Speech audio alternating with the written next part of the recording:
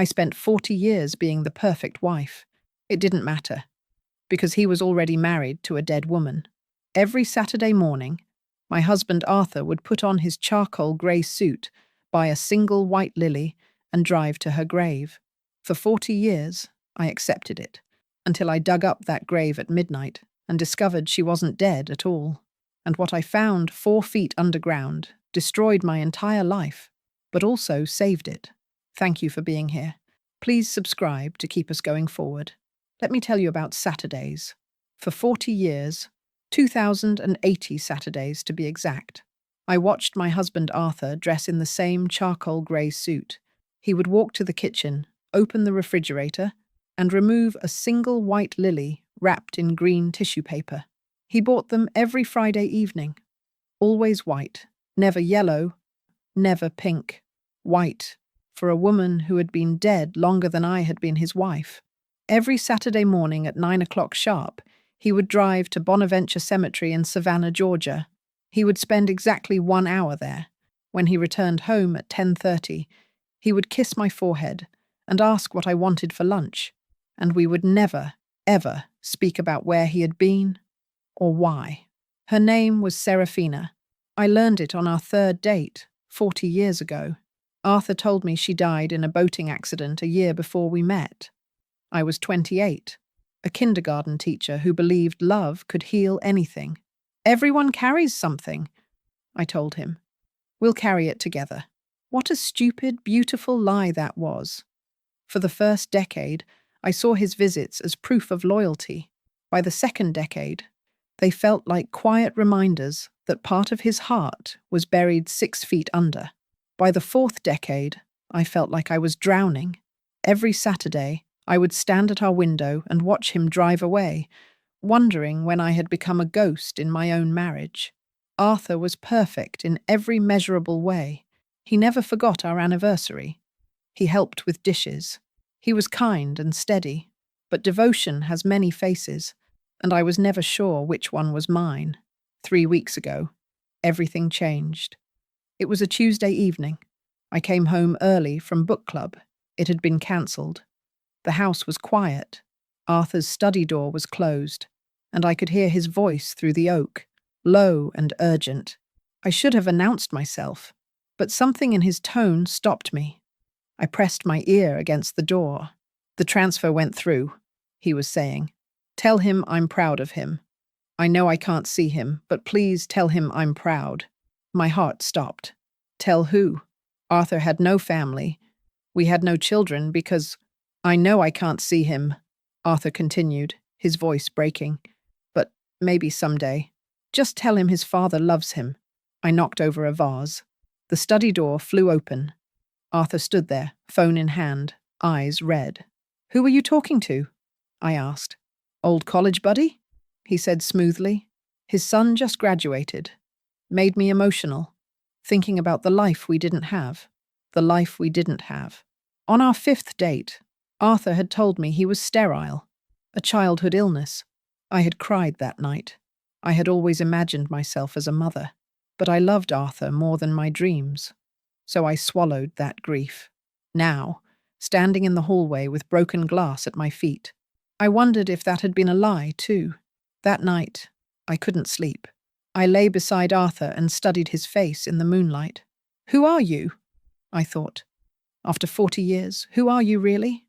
Thursday night, Arthur left for his weekly poker game. I went to his study. The desk drawer opened easily, but there was another drawer below, locked. I found the key in his dresser, a tiny silver key on a chain I'd never seen him wear. The drawer opened with a soft click. Inside were bank statements. Not for our joint account, for one I'd never seen. Monthly transfers, $5,000, every month, for 40 years. I did the math. $2,400,000. Money that came from us, from my teaching salary, from the inheritance my parents left me. He had stolen from me. But for what? For who? I put everything back. When Arthur came home, I was reading on the couch. I smiled. "How was poker?" "Lost $20, he said, kissing my forehead. Inside, I was planning. Saturday morning arrived. Arthur put on his suit, took the lily, kissed my forehead. "I'll be back by 10:30, he said. "I know," I told him. "You always are." But this time, I didn't cry. I went to the garage and pulled out my gardening spade, my flashlight, my work gloves. Have you ever loved someone so completely that you ignored every red flag? Have you ever let yourself be second place in your own life? I did. For 40 years. If you're watching this and you've ever felt invisible in your own marriage, hit that subscribe button. Because what I found in that grave is going to make you understand why you should never ignore your instincts. Don't let what happened to me happen to you. Thursday night came again. Arthur left for poker at 7. At 7:15, I drove to Bonaventure Cemetery.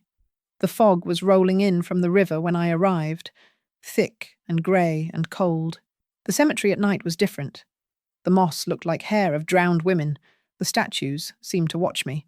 I found Seraphina's grave easily. The headstone read, Seraphina, Rose Sinclair, 1950-1983, beloved wife, forever missed. Fresh flowers lay at the base. Arthur's white lily. I pushed the spade into the earth. The first thrust was the hardest. I was desecrating a grave. If caught, I would be arrested. But I couldn't stop. 1 hour passed. Then another. My hands blistered. My back screamed. But I kept digging. That's when I heard footsteps. I froze. Someone was coming through the fog. A flashlight beam cut through the darkness. I dropped into the hole, 4 feet deep now, and pressed myself against the earth. "Yeah, just doing my rounds," a security guard's voice said into his radio. He stopped 10 feet away, lit a cigarette. I held my breath until my lungs burned. 5 minutes felt like 5 hours. Finally, he moved on. I climbed out, shaking. I should have stopped, but I'd come too far. At 4 feet down, my spade hit something, but it wasn't the hollow thud of wood. It was metal, a sharp, unmistakable clang. I cleared the dirt away. A waterproof footlocker, military grade, sealed tight. This wasn't a grave. This was a hiding place. The locks were rusty but opened. Inside, no body, no bones. Just vacuum-sealed bundles, dozens of them. Letters. I pulled out the first one. The handwriting was elegant, feminine. The date made my blood run cold. July 15th, 1988. 5 years after Seraphina's supposed death. I began to read. My dearest Arthur, our son took his first steps today. Our son. I tore through more letters. They spanned decades, 1989, 1995, 2000, 2010, 2020. Each described a child growing up. A boy named Michael. First steps, school, graduation, wedding. Every letter signed. Forever yours, S. Seraphina wasn't dead. She was alive. And Arthur had a son. At the bottom, I found a photograph. A baby boy in a blue blanket. On the back, in Arthur's handwriting, Michael, born April 3rd, 1983. I sat in that fake grave and understood everything. Arthur had told me he was sterile. I had given up motherhood for him, but he'd had a son the whole time. A son who was 42 years old now. For 40 years, Arthur hadn't been mourning a dead wife. He'd been maintaining contact with a living one. This grave was their mailbox, and I had been the other woman in my own marriage.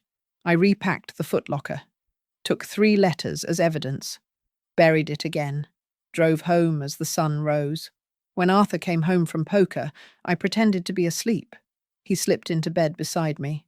I lay there next to a stranger, a man I'd loved for 40 years, a man I didn't know at all, and I smiled in the darkness, because I wasn't ready to confront him yet. I needed to know everything first. So I did something I never thought I would do. I started following my own husband. Over the next week, I became a spy in my own marriage. I asked my neighbour's grandson, a sweet boy studying computer science, to help me install a tracking app on Arthur's phone. I told him I wanted to surprise Arthur for his birthday. He showed me how it worked, smiling at what he thought was a romantic gesture. When Arthur went to the grocery store, I searched his study. The locked drawer held more than bank statements. There were receipts, phone records, pages and pages of numbers I didn't recognize. I photographed everything with my phone, sent the images to myself, deleted them from the camera roll, left no trace. The bank statements told a story I hadn't wanted to see. $5,000 every month for 40 years. I calculated it again, hoping I'd been wrong. $2.4 million gone. Money from our retirement, from the inheritance my parents left me when they died. My mother's voice echoed in my memory. This is for you and Arthur, for your future, for your children, children we never had. Money that disappeared into someone else's life. Saturday morning came. Arthur put on his suit, took the lily, kissed my forehead. I'm going to Linda's house today, I told him. My sister lived across town. Tell her I said hello, Arthur replied. I didn't go to Linda's. I followed him. I parked 3 rows back at the cemetery and watched through binoculars I'd bought at a sporting goods store. The cashier had asked if I was going bird watching. I'd smiled and said yes. Arthur walked to Serafina's grave like always. But this time, I saw what he really did. He didn't just stand there mourning. He knelt, dug a small hole near the headstone with his bare hands, buried an envelope. Then he waited. 15 minutes passed. He checked his watch twice. Another car pulled up, a silver SUV. A man got out, mid-40s, tall, with Arthur's same grey-blue eyes. Michael. My hands tightened on the binoculars. I was looking at my husband's son, a son I didn't know existed. Michael walked to the grave, knelt where Arthur had knelt, dug up the envelope, left a different one in its place. He didn't look at Arthur, didn't acknowledge him, just left the envelope and walked away. Arthur waited until Michael's car disappeared. Then he dug up the second envelope, read whatever was inside. His shoulders shook. Was he crying? He folded the letter carefully, put it in his jacket pocket, stood, walked back to his car. I should have felt satisfied. I'd seen the exchange. I understood the system now. But then something happened that made my blood freeze. Michael's car hadn't left. It was parked near the cemetery exit, and Michael was looking directly at my car. He smiled. Then he drove away. He knew. Somehow, he knew I was watching. I drove home in a panic. Did Michael know about me? Had Arthur told him? Was I playing a game where everyone knew the rules except me? That night I made copies of everything. The letters from the grave, the bank statements, the photographs. I put the originals in a safety deposit box at the bank. Protection, in case Arthur tried to destroy evidence. I called Linda. I need you to come over tomorrow. Bring Patricia. Patricia was Linda's friend, a divorce attorney. Maggie, what did you find? Linda's voice was tight with concern. Everything, I whispered. I found everything. Linda arrived the next morning with Patricia. I laid it all out on the dining room table like evidence at a crime scene. The letters, the bank statements, the tracking data showing Arthur's weekly trips. Patricia's eyes widened. Maggie, this is fraud, financial deception. You could take him for everything, but I didn't want just money. I wanted truth. Linda was furious. That bastard. 40 years, Maggie. He stole 40 years from you. Patricia suggested hiring a private investigator to find Serafina and Michael. I agreed. Gave her $10,000 from my personal savings, money my parents had left me that Arthur hadn't found. The investigator called 3 days later. What he found made everything worse. Serafina was alive, living in Charleston, South Carolina, 2 hours away. She'd changed her name to Sarah Sinclair, worked as an art teacher. Michael lived in Atlanta, ran a successful architecture firm. But here's what broke me. Michael had a family, a wife named Elena, 2 daughters, Sophie and Clara, 7 and 9 years old. I stared at their photographs. 2 little girls with dark curls and bright smiles. My husband's grandchildren. Children I would never know. The investigator kept talking. Serafina faked her death to escape her family. Her father was involved with organized crime, wanted her in an arranged marriage. Arthur helped her disappear, gave up his son to keep them safe. So Arthur was a hero in this story, the man who sacrificed everything for love. Except he hadn't sacrificed everything. He'd sacrificed me. Mrs. Sinclair, the investigator said carefully, there's one more thing. Serafina and Arthur never legally divorced, which means, technically, your marriage might not be valid. The room tilted. I gripped the edge of the table. 40 years of marriage. Invalid. I might not even be his wife. I sat alone that night, surrounded by evidence. I thought about all my sacrifices, giving up children, supporting Arthur's career, playing the perfect wife at dinner parties and church socials. I remembered the baby shower my friend threw for Linda 20 years ago, how I'd cried in the bathroom because I'd never have that. Arthur had held me that night, whispered, I'm sorry I can't give you that, but you're enough for me. Lies. All lies. If you're watching this, and you've ever been lied to by someone you trusted completely, drop a comment right now. Tell others they're not alone. Tell them that liars like Arthur deserve everything that's coming to them. Because what I did next, it's called justice. I waited until the next Saturday. I didn't follow Arthur to the cemetery. Instead, I called Serafina directly. The investigator had given me her number. The phone rang 3 times. Then a woman's voice. Hello? This is Margaret Sinclair, I said. My voice was steady, cold. Arthur's wife. We need to talk. Silence. Then, shakily, how did you find me? The same way I found out you're not dead. Saturday, 2 p.m., my house. Come alone, or I go to the police with evidence of fraud. I hung up before she could respond. Saturday arrived. Arthur left for the cemetery as usual. I stayed home, waiting. The doorbell rang at exactly 2 p.m. When I opened the door, I came face to face with the ghost who'd haunted my marriage for 40 years. Serafina was 74, elegant, silver-haired. She wore a blue dress and looked terrified. I let her in. We sat in my living room like strangers at a funeral. I never wanted to hurt you, she said finally. You didn't hurt me, I replied. Arthur did, but you helped him build the lie. She started crying. I was 22.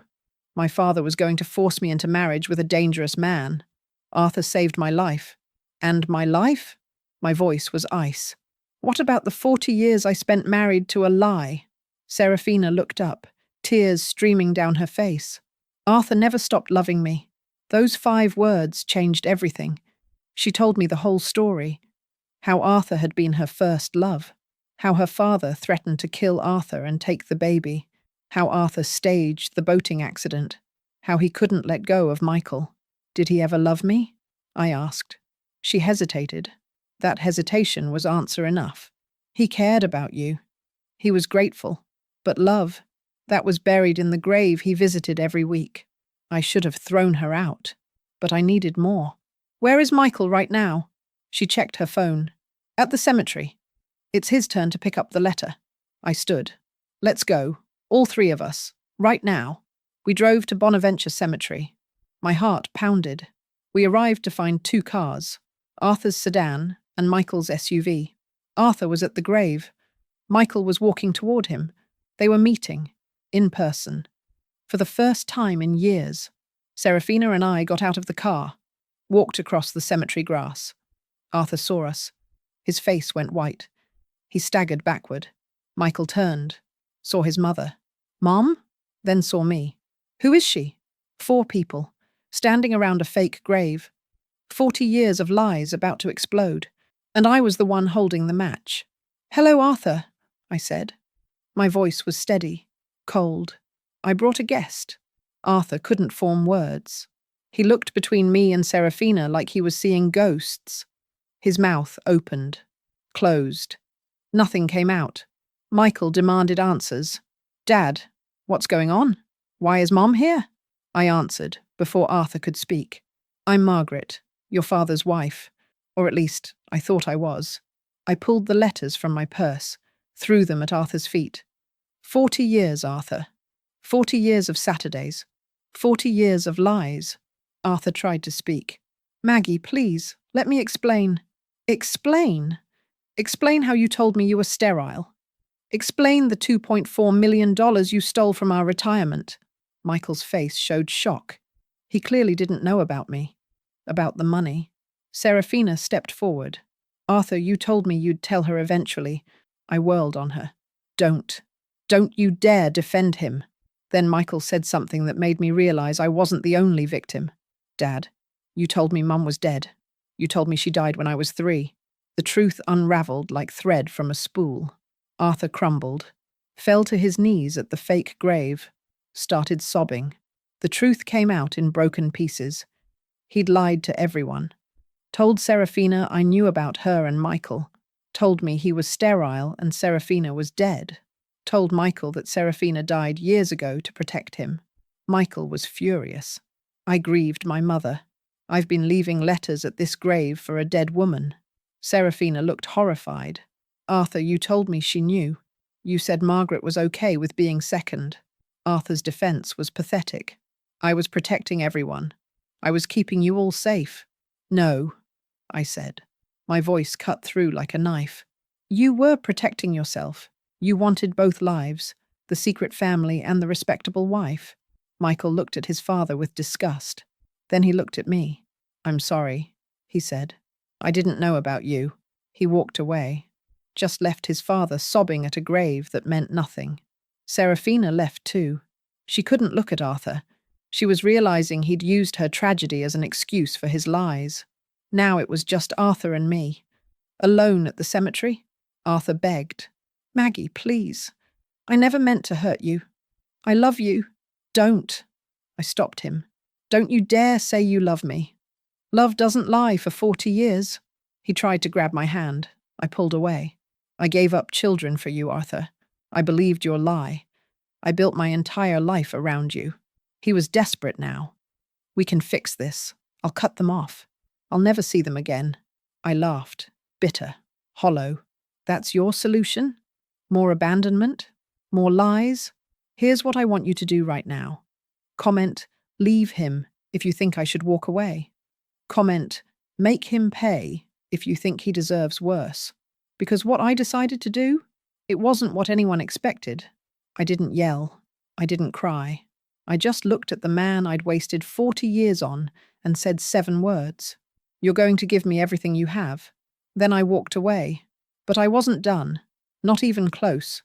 Monday morning, I met with Patricia. Filed for divorce immediately. She grinned. Let's bury him. The legal strategy was brutal. Fraud charges for the $2.4 million. Possible bigamy investigation if the first marriage was never dissolved.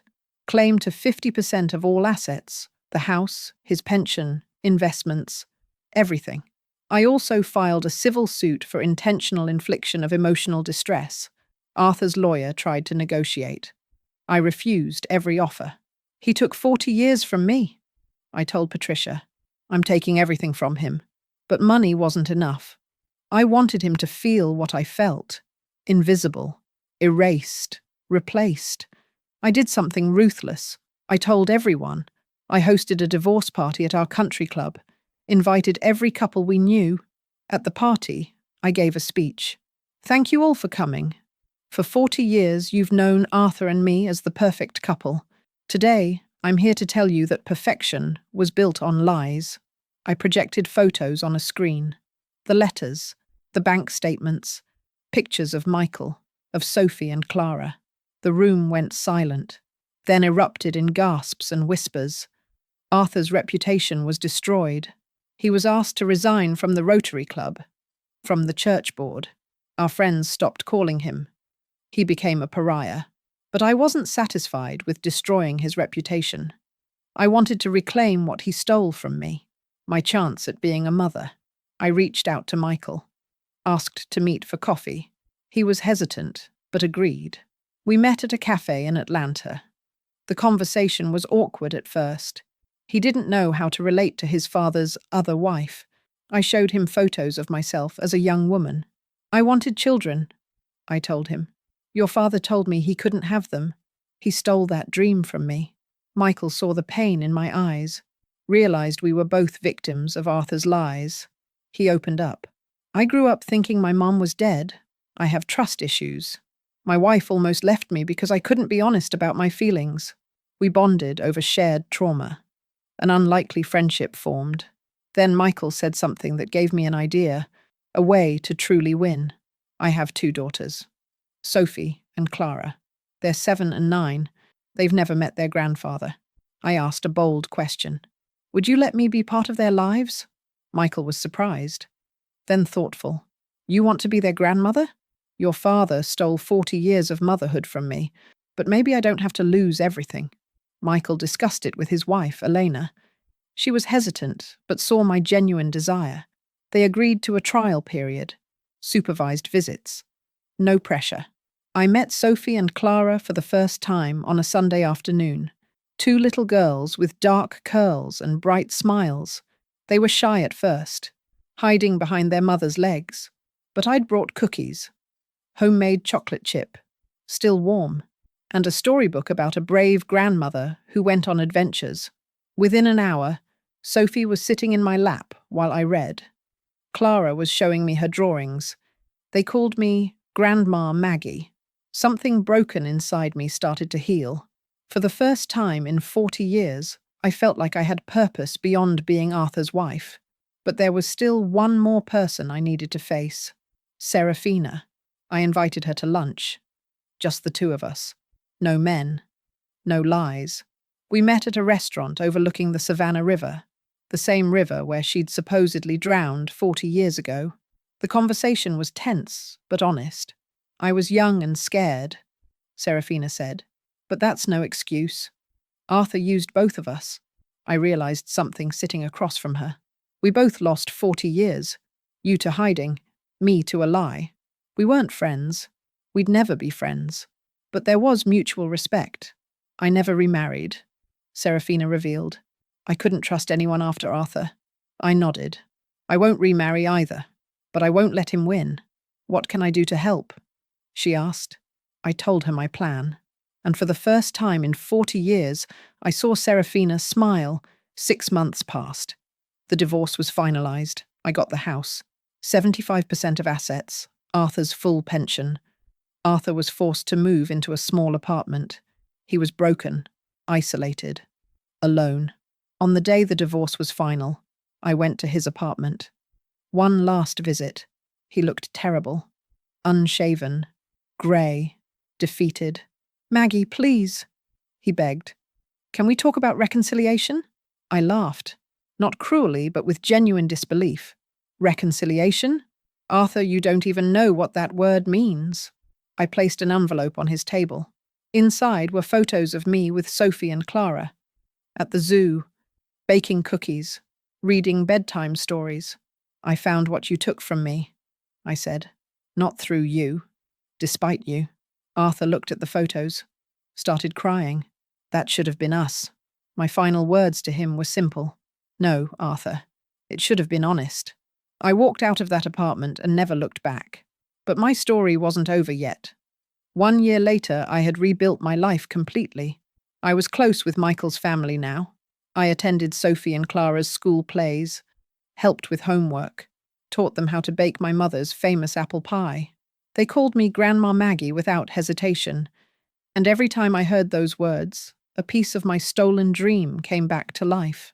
I volunteered at a women's shelter 3 days a week, helped women escape deceptive relationships, listened to their stories of betrayal, and watched them find strength they didn't know they had.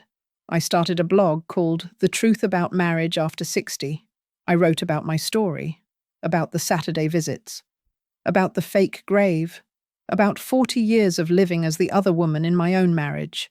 The blog went viral. Thousands of women reached out. They shared their own stories. Husbands with secret bank accounts, wives who discovered second families, partners who had been lying for decades. I realized my pain had purpose. I wasn't just a victim anymore. I was a voice. A literary agent contacted me, asked if I'd consider writing a book. I said yes. It took me 6 months to write. Every word was painful. Every chapter reopened old wounds. But I wrote it anyway, because silence protects liars and truth protects victims. I titled it Digging Up the Truth, How I Uncovered 40 Years of Lies. The book became a bestseller. I was interviewed on podcasts, local news shows, women's empowerment conferences. I spoke at libraries and community centres. Everywhere I went, women thanked me for giving them courage. Then something happened I never expected. I was doing a book signing at a Barnes& Noble in Savannah. The line wrapped around the store. Women of all ages waiting to have me sign their copies, to tell me their stories, to hug me and cry and say, "You saved my life." I was signing a book for a woman in her 50s when I looked up and saw him, Arthur, standing in line like everyone else. He was holding a copy of my book. He looked older, smaller, broken. His suit hung loose on his frame like he'd lost weight. His hair was completely white now. My assistant, a fierce young woman named Tanya, noticed him. She stepped forward. "Sir, I'm going to have to ask you to leave." But I raised my hand. "It's okay, Tanya. Let him through." The woman in front of me looked between us, sensing the tension. She took her signed book and moved away quickly. Arthur approached the table. He wouldn't meet my eyes at first. Just stared down at the book in his hands. My face was on the cover. A photo taken in front of Bonaventure Cemetery, standing at the grave that had held all his secrets. "I read it," he said quietly. "Every word. You were right about everything." I waited. I wouldn't make this easy for him. "I don't expect forgiveness," Arthur continued. His voice was shaking. "I don't deserve it. I just wanted you to know I'm sorry. Truly." I studied him. This man I had once loved. This stranger who had stolen 40 years of my life. I picked up my pen, opened his book to the title page, wrote a single sentence in my careful handwriting. "The truth set me free. I hope one day it sets you free too. Margaret." I closed the book, handed it to him. He took it, nodded. His eyes were wet. He turned and walked away. No drama, no scene. Just a broken man carrying the weight of his own lies. I watched him leave, and I felt nothing. Not anger, not love, not even pity, just peace. The book signing continued. More women, more stories, more healing. That evening I drove to my new house. I'd sold the one I'd shared with Arthur. Too many ghosts, too many memories of being invisible. My new house was smaller, but brighter. Yellow kitchen curtains. A garden I'd planted myself. Photos on every wall. Me with Sophie and Clara, me with Michael and Elena, me at the women's shelter, me at speaking events. A life that was finally mine. Michael, Elena, and the girls came for dinner that night. Sunday dinners had become our tradition. I'd made pot roast, my mother's recipe, the one she used to make when I was young and believed the world was kind. We gathered around my table. Sophie told jokes that made no sense but made us laugh anyway. Clara showed me a drawing she'd made at school, a picture of our family. She'd drawn me in the center, arms spread wide, holding everyone together. "Grandma Maggie," Sophie asked between bites of mashed potatoes, "tell us the story about how you became the bravest woman ever." I smiled, set down my fork, looked around at these people who had become my family not through blood or lies, but through choice and truth. "Well," I began, "it starts with a grave that wasn't really a grave." Michael caught my eye across the table. He smiled. Eleanor reached over and squeezed my hand. I told them the story. Not all of it. Sophie and Clara were too young for some parts, but I told them enough.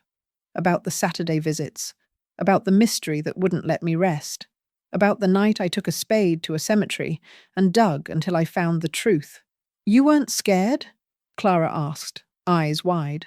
"Oh, I was terrified," I admitted. "But sometimes being brave means being scared and doing it anyway." "What happened to Grandpa Arthur?" Sophie asked. She'd only met him once, briefly, before the divorce. Michael had kept the girls away from the chaos. I chose my words carefully. Grandpa Arthur made choices that hurt a lot of people. Sometimes when we hurt people, we have to live with the consequences. He's living with his now. "Do you forgive him?" Clara asked. Such a simple question from a 9-year-old. Such a complicated answer. I don't think about him much anymore, I said honestly. Forgiveness isn't about him. It's about me not carrying his weight. I put it down. I walked away, and I built something better. After dinner, the girls helped me wash dishes. Michael dried while Eleanor put away leftovers. We moved around my kitchen like we'd been doing this for years instead of months. This was family. Not the one I'd imagined 40 years ago when I married Arthur, but the one I'd fought for, dug for, demanded. After they left, I sat on my porch with a cup of tea. The Savannah evening was warm, full of cricket songs and jasmine scent. My phone buzzed. A text from a woman who'd been at the book signing. Thank you for sharing your story. I confronted my husband tonight about his secret credit cards. We're going to counseling. But if he won't be honest, I'm leaving.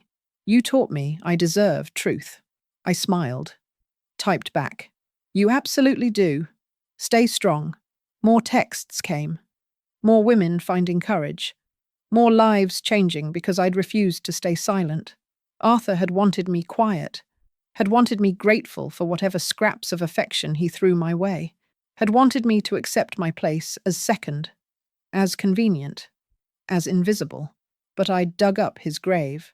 And in doing so, I'd buried the woman who would have accepted that. I thought about Serafina sometimes. We weren't friends, but we'd reached an understanding. She'd testified at my divorce hearing, confirming Arthur's deception.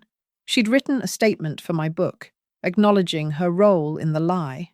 Last I heard, she'd moved to Maine, started teaching art at a community college, finally living in daylight instead of shadow. Michael told me Arthur visited her once, tried to apologize. She'd closed the door in his face. Good for her. Arthur lived alone now in his apartment. Michael spoke to him once a year, on Christmas, out of obligation, not love. The calls lasted 5 minutes. Polite, cold, transactional. Serafina never spoke to him again. And me. I had Sunday dinners with my grandchildren. I had a community of women who supported each other. I had my voice, my story, and my freedom. Some people told me I should have forgiven Arthur, that 40 years of marriage meant something, that I was being cruel. But here's what I learned. A marriage built on lies isn't a marriage. It's a prison. And I spent 40 years behind bars. Arthur wanted me to stay silent. He wanted me to accept my place as the other wife, the woman who never asked questions. Every time you hit that subscribe button, you're telling men like Arthur that their lies don't win. Every like is you saying, I believe women deserve the truth.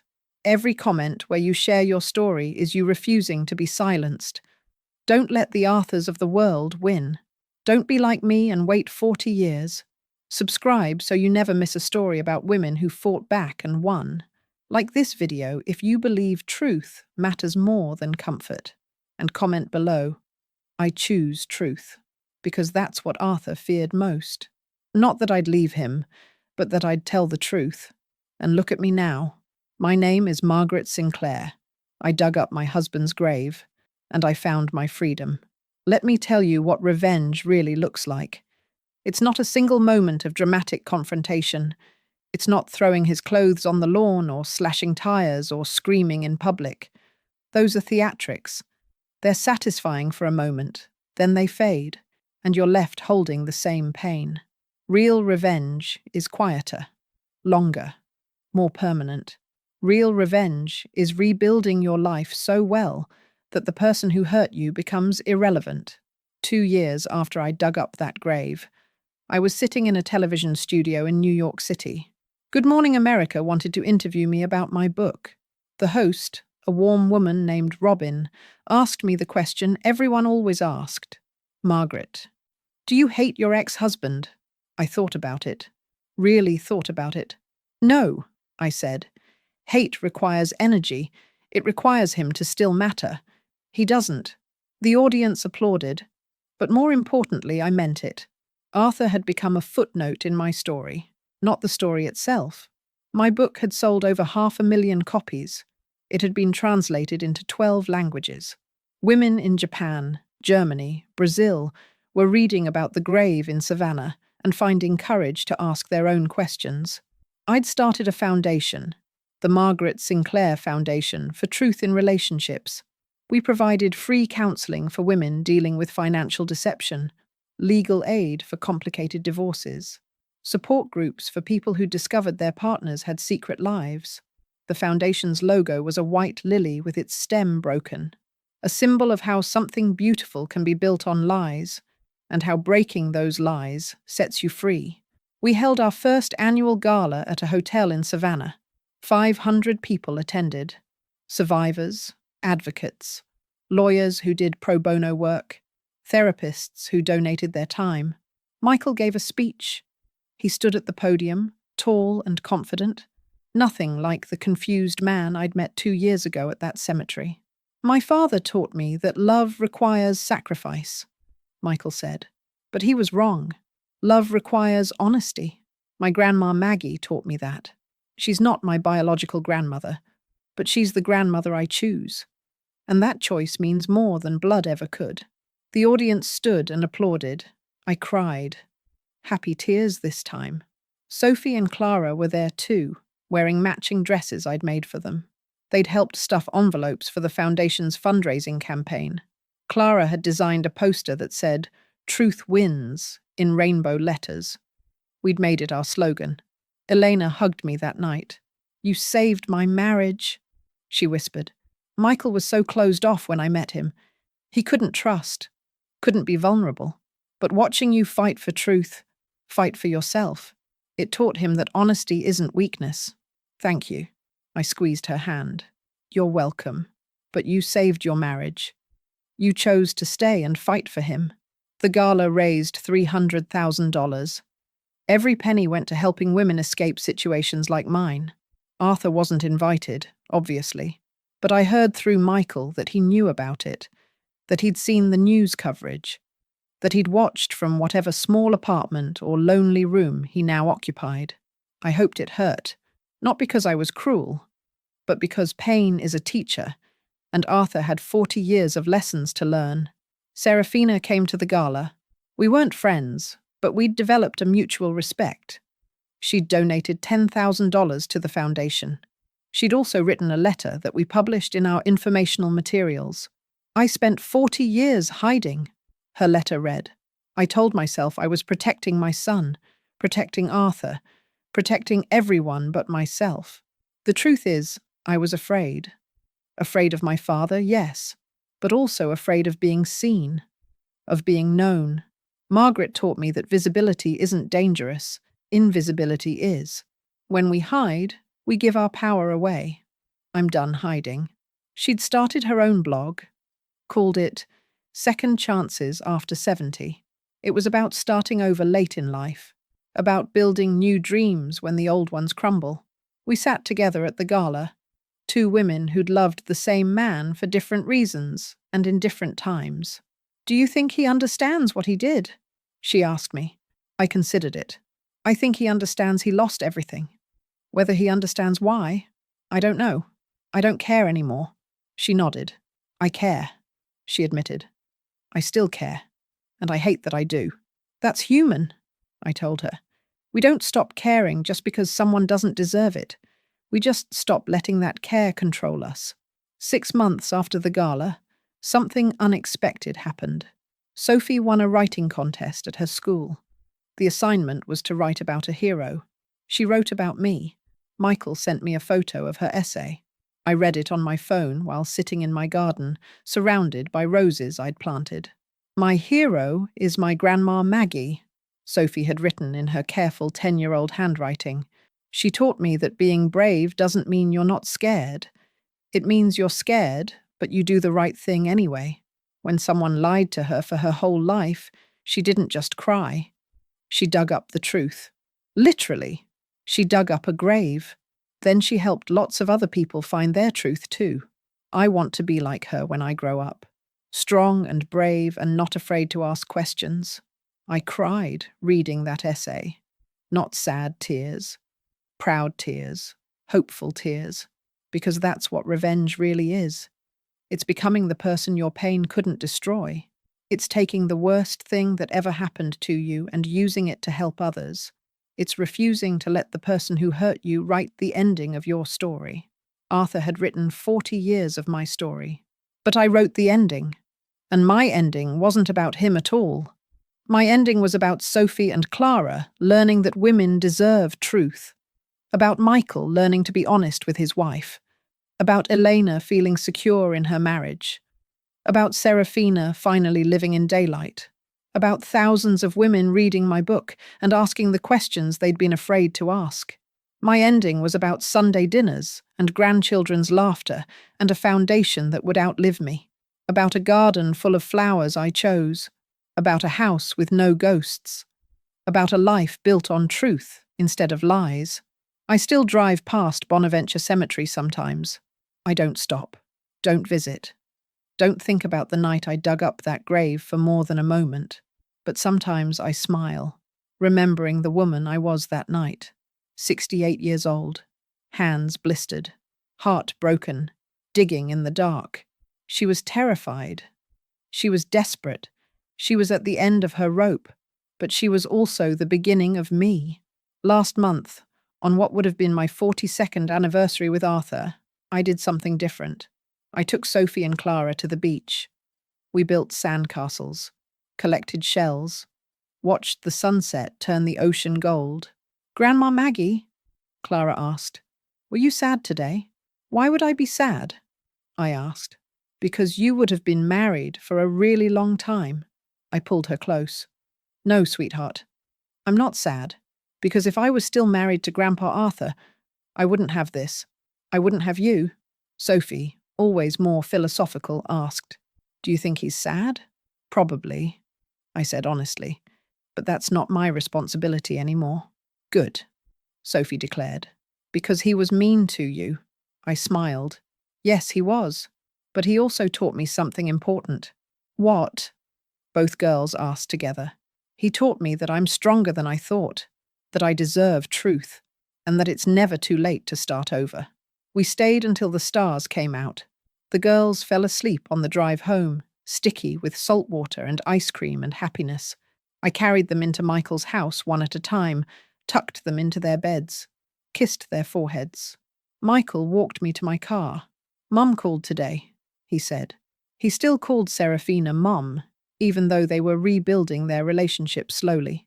"She said Dad tried to contact her again." "What did she do?" "Blocked his number. Said she's done being his conscience." "Good for her." Michael hesitated. "He asked about you. Wanted to know if you were happy." I thought about my answer carefully. "What did you tell him?" "I told him you're more than happy. You're free. And that freedom looks better on you than marriage to him ever did." I hugged my son. Not by blood, not by law, but by choice. And choice is stronger than both. Driving home that night, I thought about Arthur sitting alone somewhere, wondering if I was happy, wondering if I ever thought about him, wondering if, after everything, there was still a chance. There wasn't. Not because I hadn't forgiven him, not because I was holding a grudge, but because forgiveness doesn't mean reconciliation. It means release. I released him. I released the anger. I released the 40 years of questioning my worth. I released the woman who would have stayed silent. And in releasing all of that, I found something better than revenge. I found myself. Arthur visits Serafina's fake grave sometimes still, I heard. Michael told me. He goes there on Saturdays, old habits dying hard, and stands at the headstone that marks a death that never happened. I wonder what he thinks about. Does he regret the lies? Or does he regret getting caught? I'll never know. And that's fine, because my life isn't about him anymore. My life is about Sophie showing me her artwork, about Clara teaching me TikTok dances, about Michael calling just to talk, about Elena asking for my pot roast recipe, about women messaging me to say I left, or I asked the question, or I found my truth. My life is about the foundation helping its 1,000th woman last week, about the scholarship we're starting for children of divorce, about the book I'm writing next. This one about rebuilding after betrayal. My life is about waking up in a house that's mine, drinking coffee from a mug I chose, spending my money how I want, living by my truth. That's revenge. Not the destruction of the person who hurt you, but the construction of a life they can't touch. Arthur took 40 years from me, but I took the rest back. And the rest is so much better than those 40 years ever were. So here's my final message to you, the person watching this, the person who might be in a relationship where something feels off, where there are secrets, where you're always second, where you've learned to make yourself small. Don't wait 40 years like I did. Ask the questions, demand the truth, and if they won't give it to you, dig it up yourself. It might hurt. It will probably hurt. Truth is rarely painless, but pain that leads to freedom is better than comfort that leads to prison. Choose truth. Choose yourself. Choose the life you deserve. And if someone tells you that you're being dramatic, or paranoid, or suspicious, or crazy, remember this. I dug up a grave and found proof of 40 years of lies. Trust your instincts. They're trying to save you. My name is Margaret Sinclair. I'm 70 years old. I have 2 grandchildren who aren't mine by blood, but by choice. I run a foundation that's changed thousands of lives. I wrote a book that became a bestseller. I have a garden and a house, and a life that's completely, beautifully, honestly mine. I dug up my husband's grave, and I found my freedom. Choose yours. In the meantime, on the final screen, I'm leaving you with 2 of the channel's most beloved stories. I'm sure they will surprise you. Thank you for staying with me until now.